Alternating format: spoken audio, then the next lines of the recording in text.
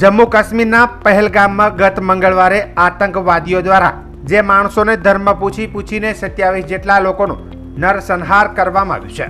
આ હત્યાકાંડના પડઘા સમગ્ર દેશ નહીં પણ વિદેશોમાં પણ ગુંજ્યા છે, જેમાં ખાસ કરીને ભારતીય નાગરિકોમાં લાગણીને ભારે ઠેસ પહોંચી છે, જેને લઈને શક્તિપીઠ અંબાજી ધામમાં આજે મંદિર પરિસરમાં કર્મકાંડ કરતા બ્રાહ્મણો દ્વારા વિશેષ હોમ હવન કરી મૃતકોની આત્માને શાંતિ મળે તેવી પ્રાર્થના સાથે આહુતિ આપવામાં આવી હતી।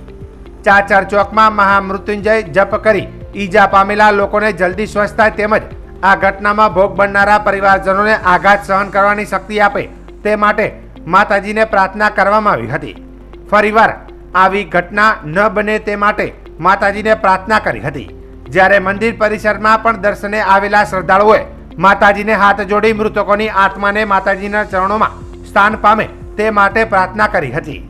હમણાં જે ઘટના બની તેના માટે બહુ શાંતિ મળે અને અમે હોમ હવન કર્યા છે અને મૃત્યુંજયના જપ કર્યા છે।